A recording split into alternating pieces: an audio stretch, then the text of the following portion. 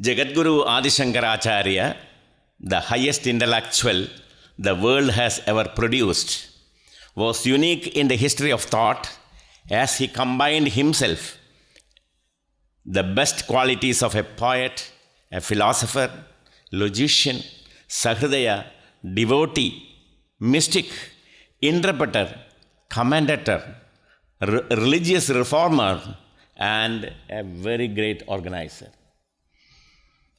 He was the architect of the monastic system of philosophy, and hence the system of thought is named after him. The popularity and recognition of this system of Indian metaphysics went to the extent of using the word Vedanta as a synonym of Advaita Vedanta, or better known Shankara Vedanta. Shankara never refuted totally any of the doctrines preached by his predecessors, but he denied the ultimate reality of those doctrines. All the other systems of Indian philosophy were given the status of upaya in Shankara philosophy, and that upaya to reach the upaya, that lakshya, that is Advaita Vedanta. So Advaita Vedanta is the final destination. All other darshanas, all other philosophical systems are only the pathway to the Advaita Vedanta.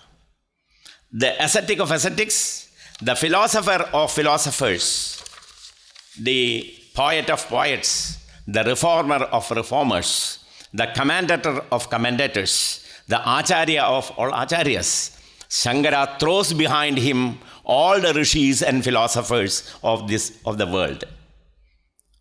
He lived only 32 years, but he scored centuries. Even he is scoring centuries. Thus, the great tribute by Madhusudan Saraswati comes like this: Na staumitam vyasam asheshamartham samyang na sutrairabiyo babantha vinapitaihi sangridhidakhilartham Srisankaram naumi sureshwaram cha.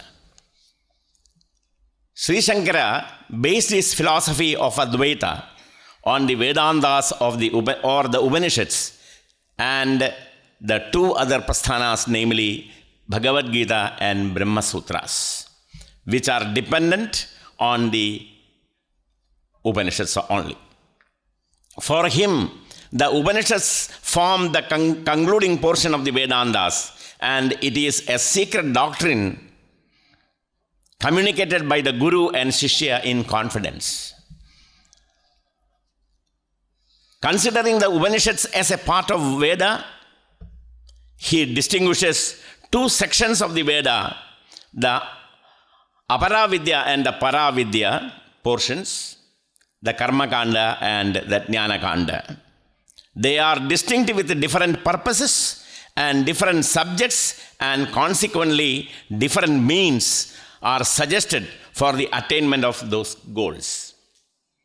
The Purva Bhaga, that is the Karma Kanda portion, has Abhyudaya and Surga as its end, that is the Lakshya, and it deals with Yaga, the sacrifices. Surga is not the final goal of man.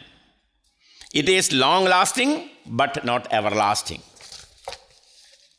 It is only a relative excellence and bliss. It is attained only if we perform the sacrifices and other karmas enjoined in the Vedas and with meticulous care. There are different types of long-standing lasting attainments as a result of these acts. But when the effect, that punya, is exhausted, one has to return to this humble, to this human abode. You heard in Kshine Punye Marte Logam Vishanti. Punyam Sambadikam.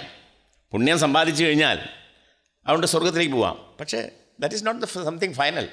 Once that currency of punya is exhausted, you have to return to this world and become part of what is sorrow and sadness of this world. So, there are different types of long-standing attainments as a result of these acts. But when the effect of the punya is exhausted, one has to return to this humble abode. It is pravritti marga which entangles you in the mesh of transmigration. The Upanishads teach nivritti marga, just opposite to that. The inward path to self-realization, the realization of the individual self, that is one with the universal self. Only a person who has given up his desires for the attainments of the pleasures of the world and the other worlds, like Surga, that transverse this path to self-realization. The means are different, not the means for that what we mentioned about Karma Kanda. Jnana Kanda is having entirely different means. They are Viveka, Vairagya, Samadhi Shatka, and Mumukshutva. When one engenders in himself a strong desire for release from this samsara, to get rid of from the samsara, he searches a true guru, a guide, who gives him the secret teaching. He listens to it. He deliberates upon it. He contemplates it and then assimilates it in such a way that he perceives the truth intuitively as immediate knowledge. It is a direct knowledge, sakshatkara. Normally the word sakshatkara is used only in Brahma Sakshatkara. But nowadays we are using for our context. But that is not proper. That is only in Brahma Sakshatkara is. That is the only direct knowledge. So, the means are, as I told you, that he listens to it and deliberates on it. And it is in such a way that he perceives the truth intuitively as immediate knowledge. It is a direct knowledge where the Shruti is incidental instrumental. Veda is an incidentally instrumental. The Shruti only helps seers in working up the disposition of self-realization. But self-realization is, not strictly speaking, the verbal cognition out of our knowledge of the Shruti alone. Shankara adopts the methods of interpretation of the Shrutis given by the Mimamsakas to a great extent. The main aids to arrive at the purport, that is Tatparya, of a text are the following according to the Mimamsakas. They are Upakrama, Upasamhara, Abhyasa, Apurvata, Bhalam, Arthavada, and Upapatti. The Mimamsa dictum is, actually it is called Arthaigatva Tvad Egam Vakyam. There are scattered words, but all the words combine together and becomes a Mahavakya. The entire sense of the Vakyas. The Mimamsa dictum is Arthaiga Vakyatum, and all the text that has a single purport is one, it is a unified text and it is a Mahavakya, and the different sentences and portions being Avandara Vakyas. It is not Mahavakyas, they are Avandara Vakyas. They have unity of purport. The different sentences are to be strung together in a thread and interpreted to arrive at the purport of the entire text. If necessary, the details given in different texts, distant texts, have to be taken together. Sometimes the gist of Prakarana is given in a nutshell, in a key sentence, which is exclusively owned to be Mahavakya in Vedanta. As you know, the 4 Mahavakyas. There are several other Mahavakyas in Veda, but these 4 are supposed to be the great Mahavakyas. Tattvamasi, Aham Brahmasmi, like the I am Atma Brahma, Pratnyanam Brahma, all these things. What is the crux of the Shankara's Advaita Vedanta? Can you say within one few sentences what is the crux? Such a great ocean, the Shankara Advaita. Can you put it in 2 or 3 sentences or make it very simple? What is the crux of Shankara's Advaita Vedanta? The crux is like this. The entire universe consists of 2 categories. That is Kshetra and Kshetrajna.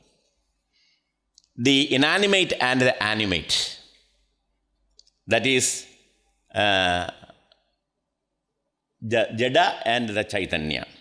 All his activities have the single purpose of getting happiness and avoiding grief. Normally human beings are like that. We want happiness. We don't want grief. He does not always succeed. We think in that way, but we never succeed. On the other hand, the Jivatma, the self, he means the self, gets inescapably enmeshed in the web created by himself. സ്വയം ഒരു വലയുണ്ടാക്കി ആ വലയിൽ നമ്മൾ കുടുങ്ങിയിരിക്കുകയാണ്. He gets inescapably enmeshed in the web created by himself. Shastra says that his basic error is that he considers himself to be the body and searches for happiness outside. ഞാൻ എന്ന് പറഞ്ഞാൽ ഈ ശരീരമാണെന്നുള്ള ധാരണയാണ് ഏറ്റവും വലിയ തെറ്റ്. പക്ഷേ എപ്പോഴും നമുക്കുള്ളത് ആ ധാരണയാണ്. ഞാൻ ചടച്ചു, ഞാൻ വണ്ണം വെച്ചു, ഞാൻ ആരോഗ്യവാനായി, എൻ്റെ രോഗം മാറി, ഇങ്ങനെയൊക്കെ പറയുമ്പോഴൊക്കെ നമ്മുടെ വ്യവഹാരം എപ്പോഴും ഞാനെന്ന് പറഞ്ഞാൽ എൻ്റെ ഈ ശരീരമാണെന്ന് തെറ്റിദ്ധരിച്ചിട്ടാണ്. So, in fact, actually it is bliss. So, Shastra says that his basic error is that he considers himself to be the body and searches for happiness outside him, even though, in fact, he is actually bliss himself. That he does not know this. That is his avidya, and mistaking the body for himself is his adhyasa. So these 2 technical terms, avidya and adhyasa. How I am not body? The Shishya asked the Guru. Why I am not the body? Then answer is, in deep sleep, sushupti, you have no connection with the body. You don't know that your body is there when you are in deep sleep. And you have no connection with the body, etc. And you enjoy your own natural self. സുഖമഹമസ്വാപ്സം ന കിഞ്ചിത് അവേദിഷം. ഞാൻ സുഖമായിട്ട് ഉറങ്ങി, ഞാനൊന്നും അറിഞ്ഞില്ല. അപ്പം സുഖമായി ഈ സുഖം എങ്ങനെയാണെന്ന് മനസ്സിലായി? That is the nature of the self. That is the nature of the self. Sukha is, Ananda is the nature of our Atma. And you enjoy your own natural bliss. Thus we say Sukhamaham aswapsam na kinjid avedisham. If it is natural, why do I miss it while awake? ഇത് ശരിക്കുള്ളതാണെങ്കിൽ എന്തുകൊണ്ട് നമ്മൾ ഉണർന്നിരിക്കുമ്പോൾ അങ്ങനെ തോന്നുന്നില്ല നമുക്ക്? അതിനുള്ള മറുപടിയാണ്, it is because you commit the mistake of considering yourself as the body. That is the main problem. Why do I commit this mistake? That is the question again. It is because you do not know who you are and when you are totally free from the body, etc. Then who am I? You are Brahman, the very Brahman. Shankara in Ekashloki establishes in one sloka the wonderful master mind of Shankara. See how he, summarizes the entire theories and put in one sloka, that is Ekashloki. There he says, Kim Jodhistava Bhanumanahani Ratrau Pradeepadikam Syadevam Revideepa Darshana Vidhau Kim Jodhi Rakhyahime Chakshu Tasya Nimilanadi Samaye Kim Dhir Darshane Kim Tatraha Ato Bhavan Paramagam Jodhistadasmi Prabho. So, I am not taking much time to illustrate this sloga. This sloga is available and with the commentary and Malayalam translation and studies. So you have to check this sloka. It is wonderful how this sloka, he answers the entire doubts and clear entire doubts and answer all questions which prevails in the field of Vedanta. This sloka gives us the difference between the Drik and Drishya, the animate and the inanimate, that is Kshetrajna and Kshetra, as I told you. What is Brahman? Again, Shishya asks. It is the material cause of this whole universe, including your body. Mundagopanishad states with a beautiful example to this cardinal Advaitic principle. Thus, yathornanabhisrajate grinnadeva, yatha prithivyam oshadhayas sambhavanti, yatha sata purushat keshalomani, tathaksharat sambhavadiha vishwam. So, very beautifully he says that, see, for Brahman, there is only one upamana available in the world. ബ്രഹ്മനോട് ഉപമിക്കാവുന്ന ഒന്നൊരു സാധനമേ ഉള്ളൂ, അത് എട്ടുകാലിയാണ്. നമുക്ക് എത്ര നികൃഷ്ടമുള്ള ജീവിയാണെന്ന് എട്ടുകാലി. അതിനോടാണ് ബ്രഹ്മത്തിനെ ഉപമിക്കുന്നത് ശങ്കരൻ ഉപനിഷത്ത് ഋഷി. കാര്യം മനസ്സിലാവാനാണേ. എട്ടുകാലിയുടെ function എന്താണ്? എട്ടുകാലി തൻ്റെ ശരീരത്തിൽ നിന്ന് തന്നെ നൂലുണ്ടാക്കുന്നു. ആ നൂല് ആവശ്യം കഴിഞ്ഞാൽ ശരീരത്തിലേക്ക് തന്നെ പിൻവലിക്കുന്നു. ഇത് എട്ടുകാലിക്ക് മാത്രമേ ഈ പ്രപഞ്ചത്തിലെ ഈശ്വര സൃഷ്ടികളിൽ ഈ ശക്തിയുള്ളത്. ഇങ്ങനെ ഉത്പാദിപ്പിക്കാനും അതിനെ തിരിച്ചു പിൻവലിക്കാനും കഴിയുന്ന ഈ ഇതുണ്ടല്ലോ, ആ സിദ്ധി എട്ടുകാലിക്ക് മാത്രമേ ഉള്ളൂ. അതുകൊണ്ട് ബ്രഹ്മത്തിനെ ഉപമിക്കാൻ ഒരേ ഉള്ളൂ. അതുകൊണ്ടാണ് ഋഷി എട്ടുകാലിയെ, അതാണ് ഊർണനാഭി എട്ടുകാലിയാണ്. യഥാ ഊർണനാഭി സൃജതേ ഗൃഹദേവ യഥാ പൃഥിവ്യാം ഓഷധയ സംഭവന്തി. പിന്നെ other analogies and examples are given. How do I understand that I am Brahman? Brahman is Satyam, that is unchanged. Satyam, what is the meaning of Satyam? Unchanging. ഒരു കാലത്ത് മാറാത്തത്, അതാണ് സത്യം. ജ്ഞാനം, സത്യം ജ്ഞാനം അനന്തം ബ്രഹ്മ എന്നാണ്. ബ്രഹ്മം എന്താണ്? സത്യമാണ്, ജ്ഞാനമാണ്, അനന്തമാണ്. ഇതിനെ പറയാണ് സത്യം, that is unchanging. That stuff which takes the form of various knowledge, that is jnanam, and while remaining unchanging in itself, and anandam, that is unlimited in every sense of the word. So these are the three things: satyam, jnanam, anandam. Upanishad starts Upanishad mantra starts satyam, jnanam, anandam, brahma. So that same thing he has quoted in the Govinda Ashtaka and such great his stotra works of Sankara. So unlimited in every sense, and the anandam, that is unlimited, unlike Brahman. Then the very nature of Brahman is anandam, that is bliss. It is one and only one because it is jnanam. The truth revealed in Upanishads is being used several times in his stotras, like Govinda Ashtaka, as I told you. The Govinda Ashtaka starts with this Upanishadic expression of Brahman. Satyam jnanam anandam nityamanagasham paramagasham goshtha prangana ringhana lolamanayasam paramayasam maya kalpitananagaram anagaram bhuvanagaram kshmamanadhamanadham pranapata govindam paramanandam. You mean to say, the Shishya again asks, you mean to say that I am this Brahman? Yes. Answer from Guru. How you are yourself Satyam, Jnanam and Anandam in deep sleep? Then why do I miss this bliss while awake? ഉറക്കത്തിൽ എനിക്ക് കിട്ടുന്ന, സുഷുപ്തിയിൽ എനിക്ക് കിട്ടുന്ന ഈ ആനന്ദമൊക്കെ ഉണരുമ്പോൾ ഇല്ലാതെ ആവുന്ന എന്തുകൊണ്ട് എന്ന് ചോദിക്കുകയാണ്. Because you wrongly think that you are the body. Do you mean to say that I will never miss it if I avoid this mistake? Exactly. That is called self-realization. How does it come about? അതെങ്ങനെ നമുക്ക് സിദ്ധിക്കാൻ, പ്രാപിക്കാൻ എങ്ങനെ കഴിയും? How it comes? To begin with, അതിന് കുറച്ച് പണിയുണ്ട്. ഈ question answer പോലെ അത്ര എളുപ്പമല്ല. To start with, Shankara says, to begin with, one should give up asuri gunas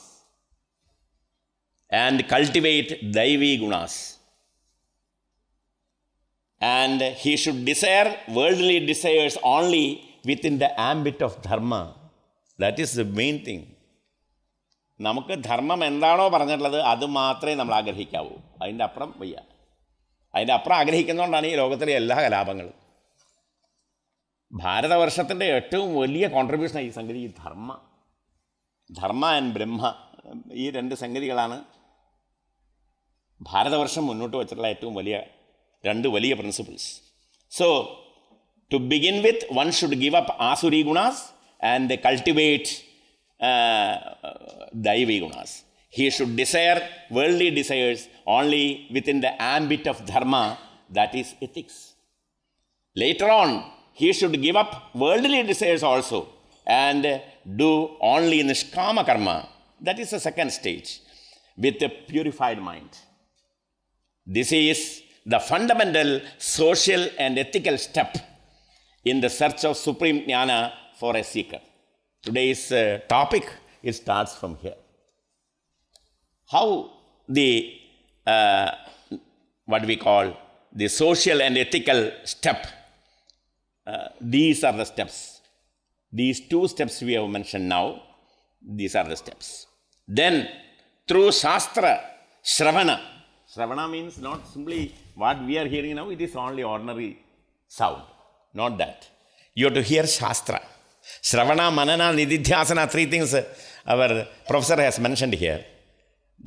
That the first of all, the Shravana is Shastra Shravana. That is Upanishad. You have to hear Upanishads. You have to hear Vedanta passages. That is the Shastra Shravana and Manana. Manana is Chindana, Chindikalan. Adine Chindika. അപ്പോൾ കേട്ട ശാസ്ത്രം എന്താണോ അതിനെക്കുറിച്ച് മനനം ചെയ്യുക, ചിന്തിക്കുക. And Nididhyasana, ultimately one leads to self-realization. It is clear that dharma or ethics is the first and foremost foundation stone for social life and of the final goal of life, that is self-realization. Sri Shankara, while elaborates the prerequisite of a real seeker, he undoubtedly doctrinates the eventuality of satsanga. He says that without satsanga you cannot achieve anything. The first step, the very first step is satsanga. നല്ല ആളുകളോട് കൂടിച്ചേരുക, നല്ലപോലെ ചിന്തിക്കുന്ന, നല്ല purified ആയിട്ടുള്ള സാത്വികന്മാരായിട്ടുള്ള ആളുകളുടെ കൂടെ. സത്സംഗത്തിൻ്റെ ശക്തി വളരെ വലുതാണ് എന്ന് പറയുന്നു. He says in Bhaja Govindam, the great work of Adi Shankaracharya, സത്സംഗത്വേ നിസ്സംഗത്വം, നിസ്സംഗത്വേ നിർമോഹത്വം, നിർമോഹത്വേ നിശ്ചലതാത്വം, നിശ്ചലതാത്വേ ജീവൻ മുക്തി. And this shloka establishes very well.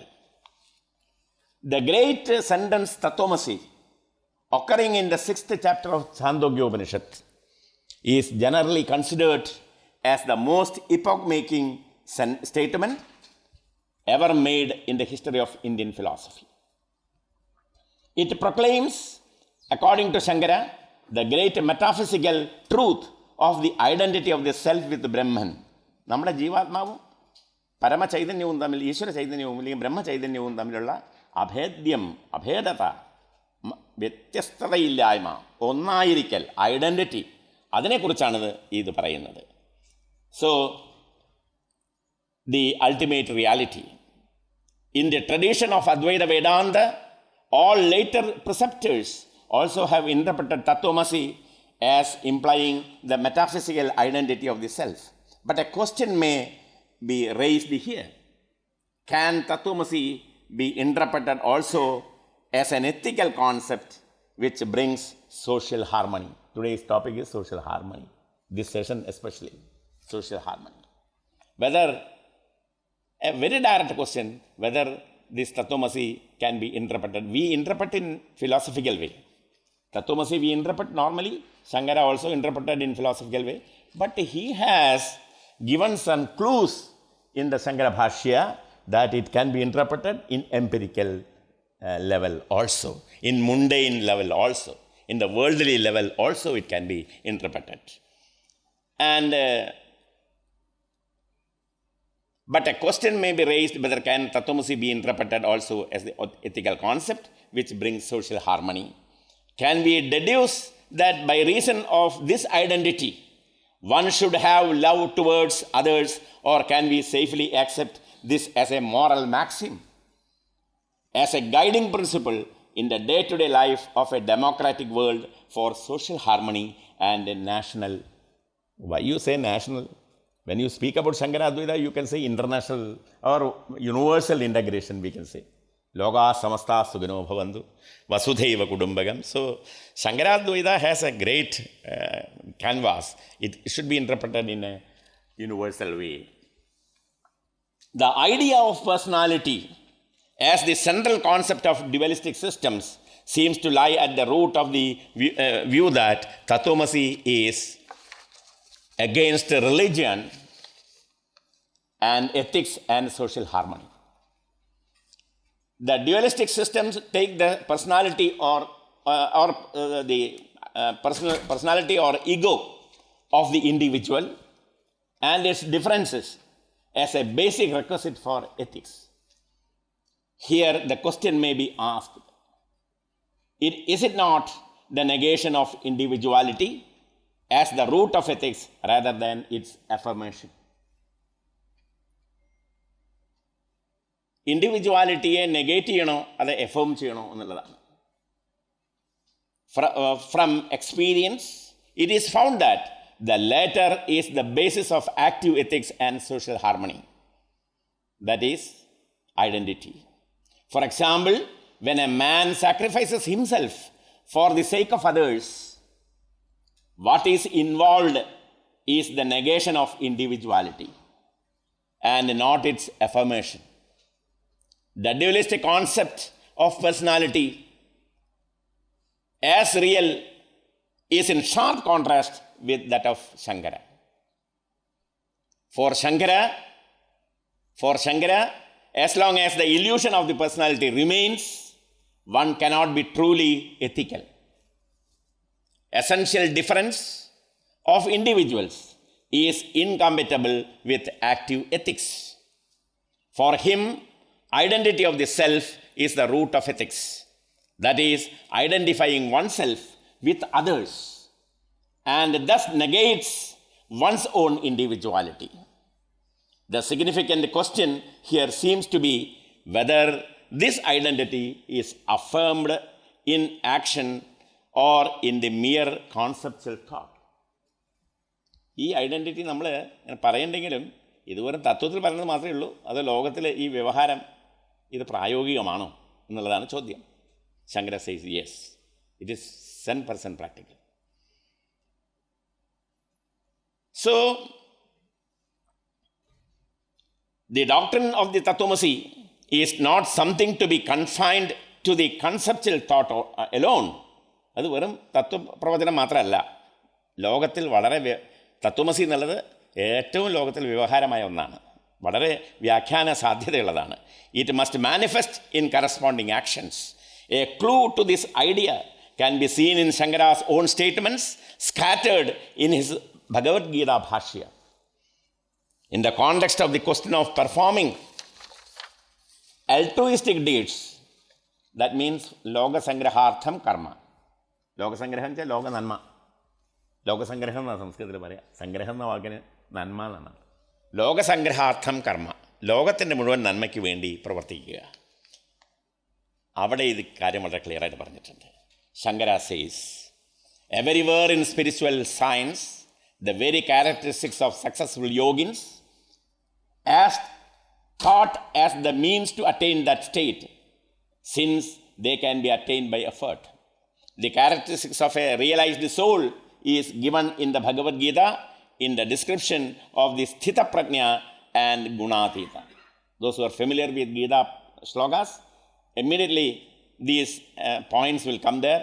How Gitakara has explaining very beautifully, very authentically, very practically, very wisely the qualities of a Sthita Prajna.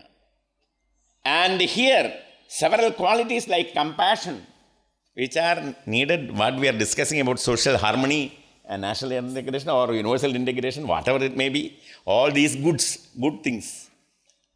It is well explained in Bhagavad Gita, and it is what we call the description of the, as here, several qualities like compassion. Compassion, non-violence, interest in the well-being of all living beings. All these are possible through Vedanta. All these are possible through the interpretation of Tatvamasi, which are accepted as a basic principles of democracy, are mentioned as characteristics of realized souls. The justification for cultivating these virtues is the doctrine of Tatvamasi, which is the alpha and omega of Shankara's ethics. Thus, Advaita doctrine advocates for true ethics and social harmony.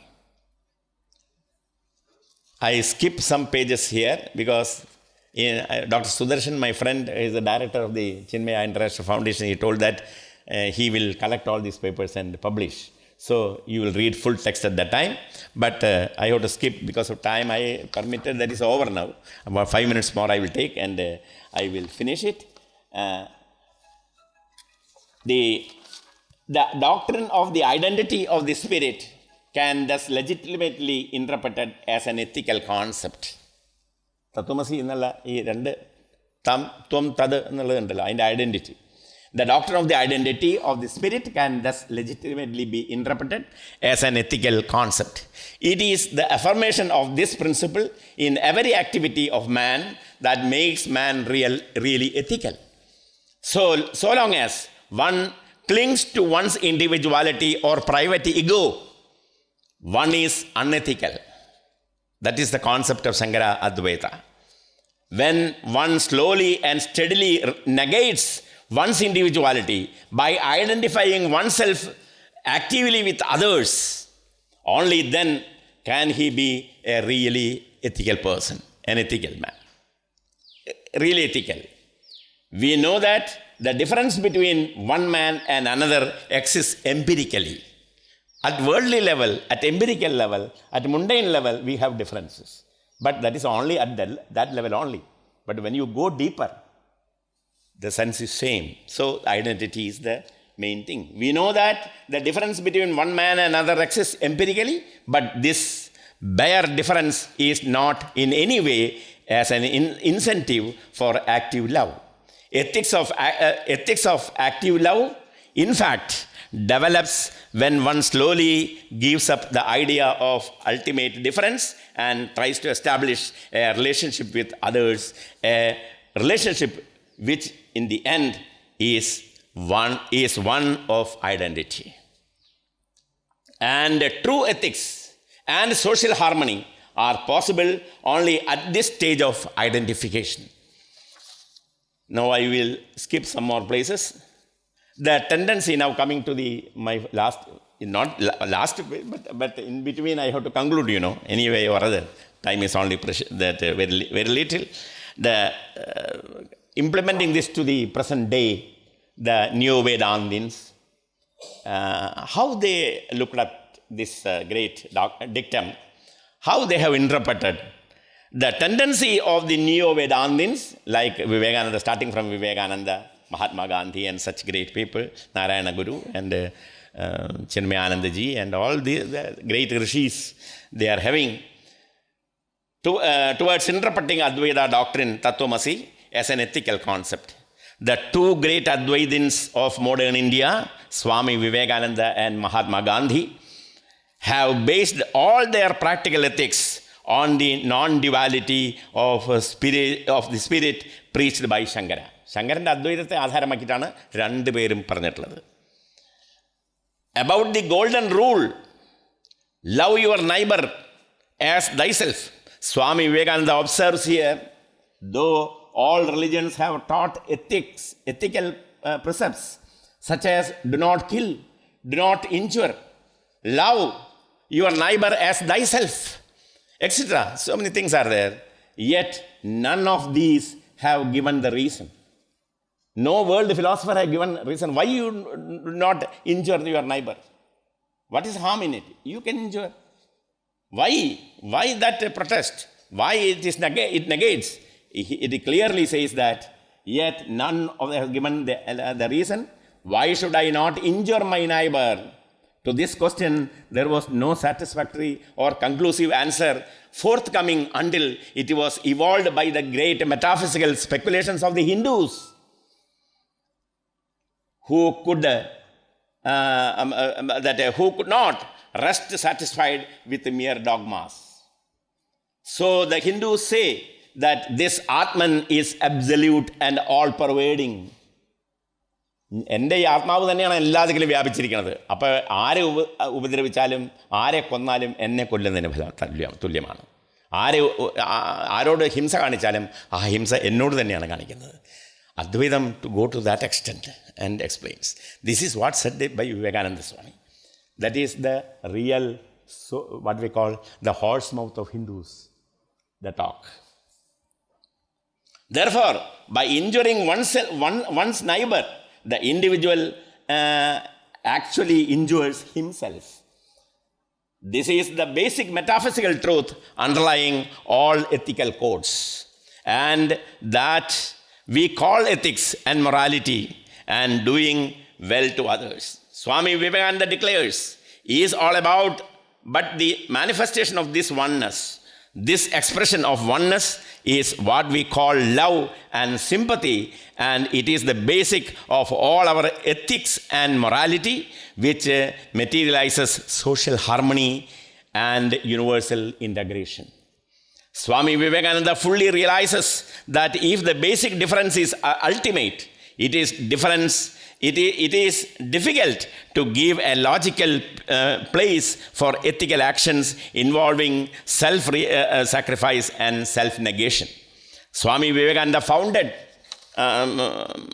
actually, very, very firmly, the idea of Tatvamasi, the Mahavakya, in the wider canvas of social harmony. It brings the basics of democracy. Several ethical ideas of Mahatma Gandhi had its basis in the Shankara's theory of the identity of spirit. On the basis of the non-dualistic theory of the self, Gandhiji gave a new definition and interpretation of the ethics. Gandhiji frankly declares, I am an Advaitist, yet I can support Advaitism. He says, ഞാൻ അദ്വൈതയാണ്, പക്ഷെ എനിക്ക് ദ്വൈതത്തെ support ചെയ്യാൻ പ്രയാസമില്ല. കാരണം എന്താ, basic അദ്വൈതമാണെന്ന് എനിക്കറിയാം, ദ്വൈതം അതിൻ്റെ സൂപ്പർ ലെവലിലുള്ളതാണ്, അത്രയാണ്.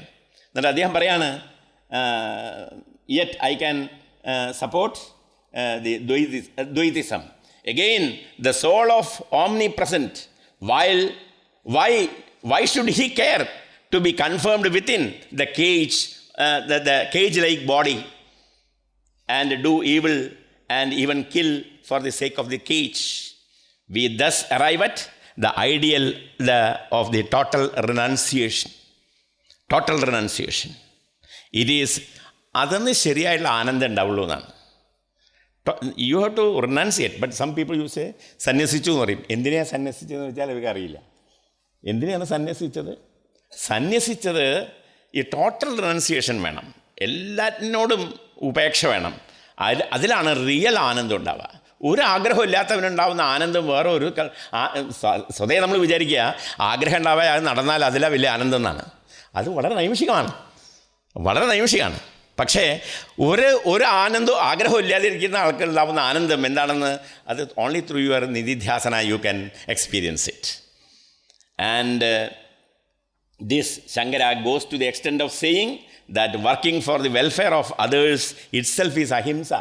Shankara in Gita Bhashya says, he explains, I think Gandhiji got this from Gita, that even ahimsa, he is telling that it has a great connotation. And he says that this perhaps a lofty and unique character of integration and democracy, which has been first revealed by Jagadguru Adi Sankaracharya. From his early days, Shankara is being extolled as Jagadguru and Bhagavad-pada, that Professor Gauri Maulikar here also told.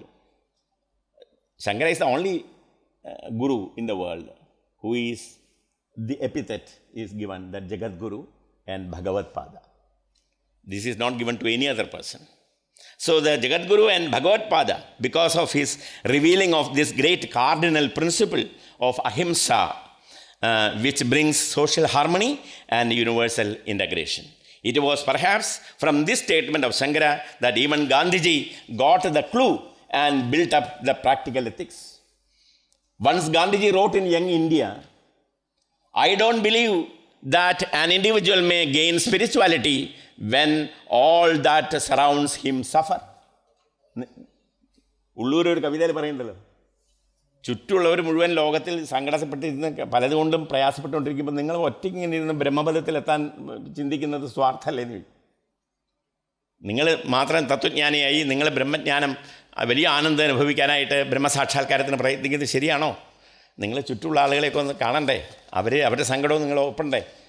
അതുകൂടി ഉൾക്കൊള്ളാനുള്ളൊരു interpretation ഈ തത്വമസിയിൽ സാധ്യമാണോ? സാധ്യമാണെന്ന് ഗാന്ധിജി പറയുന്നു. And I believe in Adwaita. These are the words of Gandhiji. I believe in Advaita. I believe in the essential unity of man, and for that matter of all that lives. The moral and religious ideals of Gandhiji, thus to a great extent, is being influenced by the doctrines of Tatvamasi in the background of social harmony and democracy, of which basics are Satyam, Samatvam and Swatantrayam. Hence, it becomes true like daylight that Advaita philosophy, preached and analyzed by Sri Sankaracharya, is the powerful instrument to bring social harmony and national, or rather universal, integration, which directly brings peace in the world at large. With these observations, I beg to remain. Actually, my paper, I have read only 1/3 of the paper. This is totally typed, 23 pages are there. In A4 size, so matter is there, but due to paucity of time, I should do justice to other speakers also. So I beg to remain. It is a great privilege and great fortune, and a great what we call it is a privilege. It is a great fortune that I could come here and give my pranams to Adi Sankaracharya, his maternal home, and with these few observations, I beg to remain. Thank you for your patient hearing. Thank you. Shruti Smriti Purananam Alayam Karunalayam Namami Bhagavat Pada Shankaram Loga Shankaram.